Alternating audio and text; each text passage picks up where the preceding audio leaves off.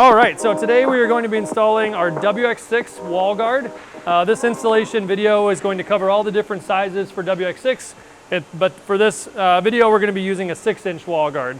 So the first thing we're going to do to get this process started is take a look at our wall location here. Now you're going to need to reference the plan specifications and design for the building and for the installation that you're going to be doing. That's going to give you information about the spacing that you will need between either a door frame, an outside corner, a corner guard, or an inside corner like we have on this side. Typically you're going to have some form of a gap here, then the wall guard will start. Once we know that distance, we can figure those numbers out and allow for the offsets to include our end cap measurements, our aluminum, and our cover measurements, which we'll show you. In this scenario, we've already pre-cut those materials to fit this location, so we're going to go ahead and move on with the installation. Components cut to size, we can move forward with the installation. The next step is going to be for us to determine the height. And again, this will be referenced in your plans and specifications. You may have a 6-inch on center height, 12-inch on center off the finished floor, whatever that might be. There are a lot of different ways to achieve that height when you're hanging this. For longer sections, it's helpful to have some form of guide. You can use a laser, you could use a level or a chalk line. What we prefer to do is use some sort of block aiding us to help hold the aluminum at a consistent height off the floor. So we actually manufacture these blocks here. They come in different sizes and shapes, and this will allow us to hands-free reference the aluminum at a consistent height off of the floor. And these will be adjustable for different heights and different product lines and materials. So you can find these on our website, available for purchase. If you have a large installation, it can be very, very helpful. So for a small piece like this, we're going to go ahead and use these blocks to reference the aluminum. That will help us aid our height, but before we're ready to actually bring the aluminum to the wall, we do need to prepare the retainer that is cut. And in order to do that, we're going to drill some holes in a certain pattern in the aluminum retainer. This will allow us to insert our fasteners through that into the wall anchors. So Matt's going to take his drill bit, and we're going to go ahead and mark a staggered pattern along here. We're shooting for roughly every 12 inches on staggered, and we're going to begin no more than 3 inches from each end. So we make sure we have fasteners all the way out to the edges and then staggered back and forth. So Matt's going to mark out some hole locations for that first, and then we'll come back and drill those.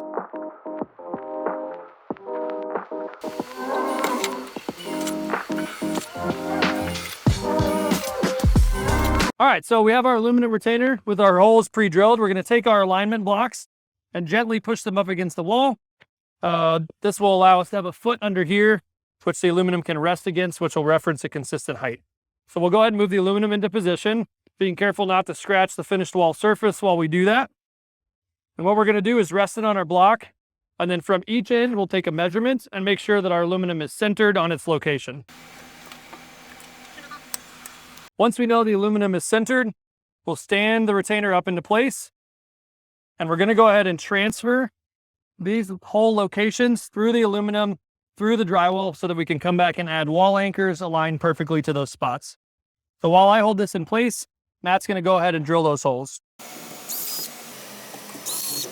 Now that we've transferred the hole locations, we'll go ahead and pull the aluminum retainer off of the wall, set it off to the side for a moment, and we're going to add our wall anchors. There are different types of wall anchors you could use for an installation like this, but generally speaking, any standard drywall anchor is going to work. This allows us to not need to look for stud locations as we're installing the retainer, and these anchors will provide enough strength to hold the retainer to the wall. So we'll go ahead and add our anchors into the drywall. We're going to make sure that we seat these as flush as possible into the drywall so that we don't have any bumps in the retainer.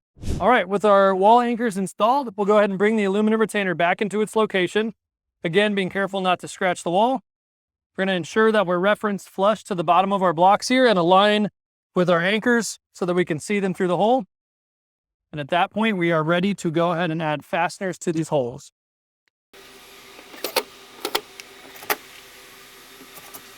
Once all of our fasteners have been added, we can go ahead and remove our alignment blocks, set those out of the way. And then the next step is for us to go ahead and install our end caps.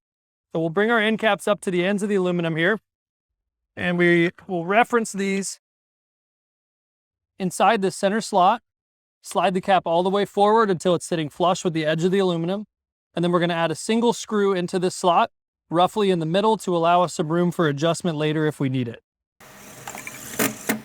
We do want to be careful not to over tighten this screw because we don't want to deform the end cap. If you do that, be sure to back the screw out a little bit. You can always tighten it a little bit more by hand with a regular screwdriver if you need to do that. The next step is for us to add our impact absorber. This kit comes with an 1.5" impact absorber that's going to snap into this middle channel here.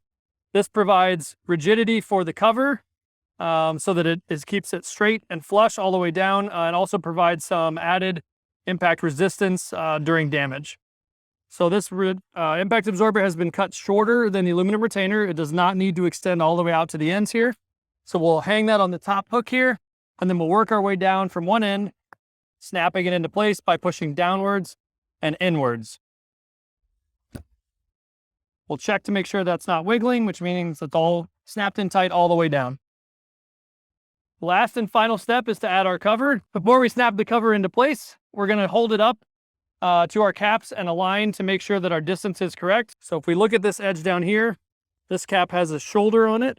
We want the cover to come all the way out to the textured portion here and sit on top of that shoulder. So just loosely, I'm going to hold that up here, and it looks like we're a little bit long on our cover. I'm overhanging slightly. So I'll bring the cover out of the way, and I'm going to go ahead and loosen this end cap by hand and bump the cap out just a hair to allow us a little bit of wiggle room.